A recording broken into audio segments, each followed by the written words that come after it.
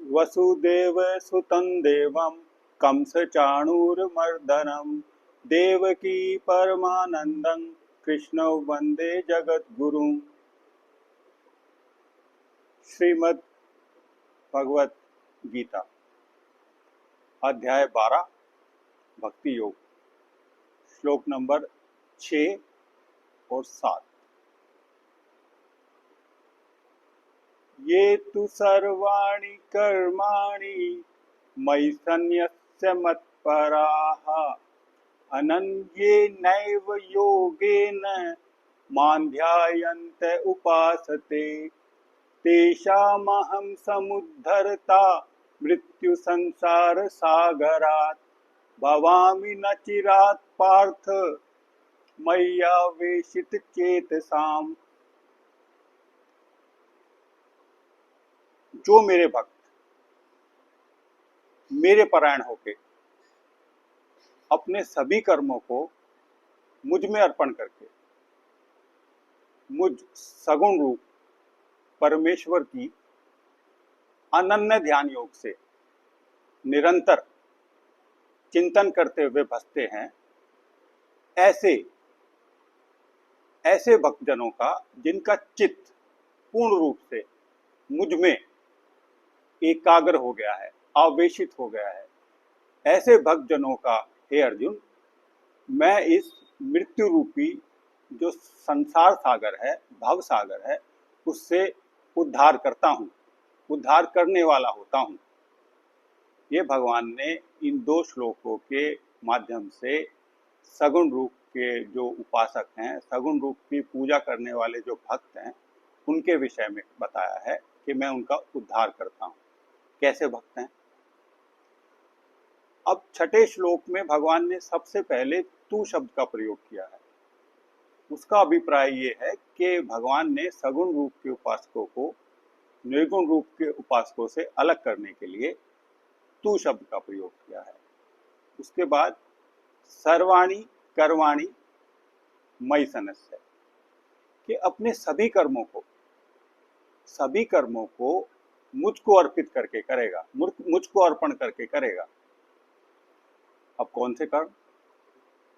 अब देखिए, मनुष्य इस जीवन में दो तरह के कर्म करता है। एक तो सांसारिक कर्म होते हैं, शरीर से संबंधित और आजीविका से संबंधित, और एक परमार्थिक कर्म होते हैं जो हम परमात्मा को प्राप्त करने के लिए जप करते हैं, ध्यान करते हैं, भजन करते हैं, कीर्तन करते हैं, ये परमार्थिक कर्म।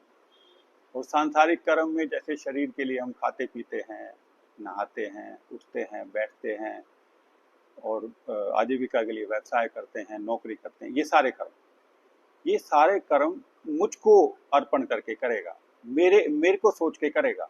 अगर तू खाना खाएगा तो प्रसाद रूप में खाएगा कि ये भगवान का प्रसाद है जो मुझे मिला है।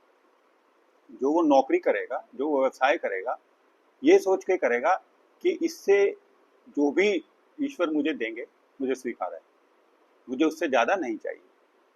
फिर इसके बाद भगवान ने शब्द का प्रयोग किया है मत पराहा, मेरे परायण होके, मेरी शरण में आके।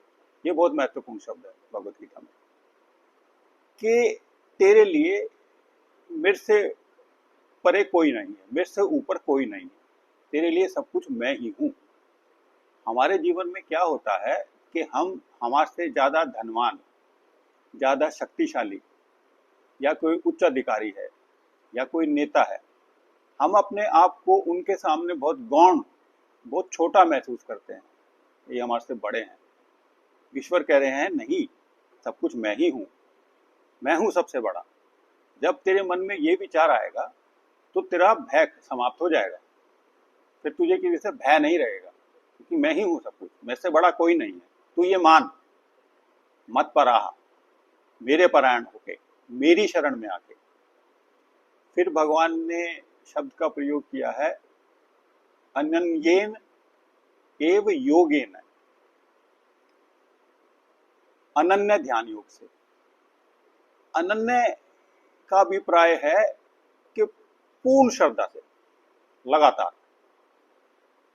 जैसे एक तेल की धारा हम जब जमीन पे गिराते हैं तो उसके छींटे नहीं पड़ते हैं, और जल गिराते हैं, जल के छींटे पड़ते हैं। तो तेल की धारा के तरह तू ध्यान योग में स्थित होके मान ध्यायन्त उपासते, निरंतर मेरा मुझे भजेगा, मेरी उपासना करेगा। अब उपासना शब्द भगवान ने प्रयोग किया है।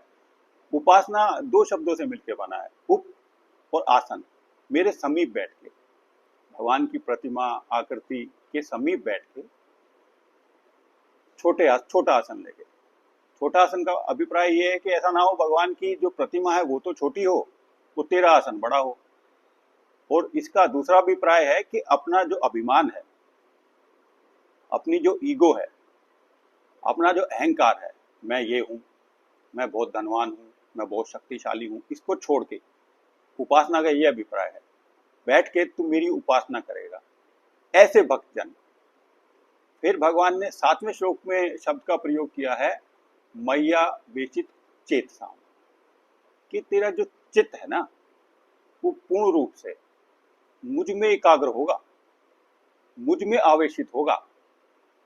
जब तेरा चित्त मुझ में आवेशित होगा, पूरी तरह से मुझ में एकाग्र होगा, तो मैं तुझे मृत्यु संसार सागरात, ये जो मृत्यु रूपी सागर है, संसार रूपी जो सागर है, इससे समुद्रता तेरा उद्धार करने वाला होता हूं।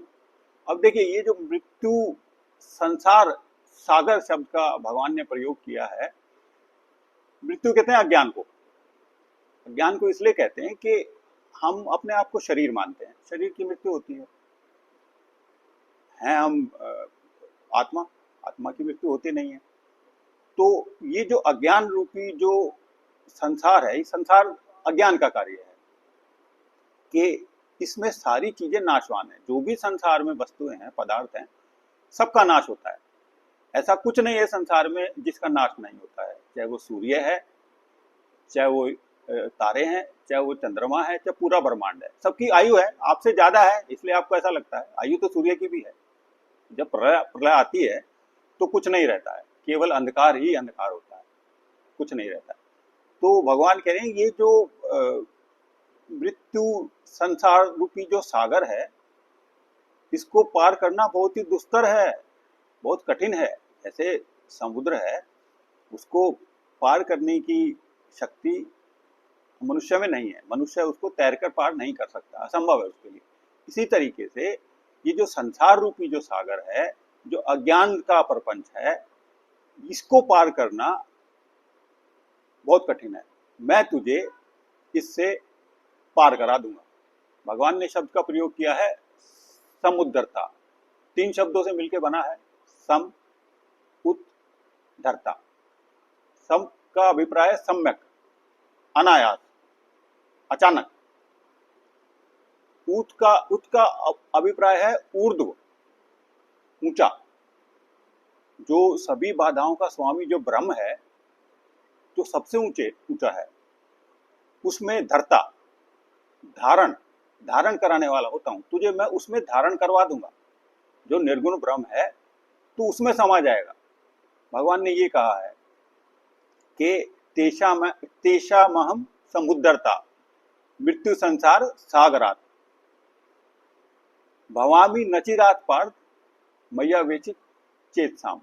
और नचिरात, भगवान ने शब्द का प्रयोग किया नचिरात, शीघ्र, समय नहीं लगेगा। अगर तू ये सारे जो शर्तें मैंने बताई हैं इनको पूरा करेगा तो नचिरात पार्थ, हे अर्जुन, मैं शीघ्रता से तेरा इस मृत्यु रूपी सागर से उद्धार कर दूंगा। शर्तें क्या क्या हैं? सबसे पहले अपने सारे कर्म मुझको सोच के करेगा। नंबर 2, मेरे शरण में आ जाएगा। नंबर 3 कि अनन्य भाव से ध्यान योग में स्थित होकर मेरा चिंतन करेगा और अपने चित्त को पूर्ण रूप से मुझ में लगाएगा। तो इस तरह से जब तू मेरी उपासना करेगा तो मैं इस मृत्यु रूपी सागर से तेरे को पार करा दूंगा, तेरा पुनर्जन्म नहीं होगा। मृत्यु रूपी सागर से पार कराने का अभिप्राय है कि तेरा पुनर्जन्म नहीं होगा, तू इस जन्म मरण रूपी चक्र से पार हो जाएगा। ये योगेश्वर कृष्ण की वाणी है, ये केशव की वाणी है, ये मोहन की वाणी है। ओम शांति शांति शांति। ओम।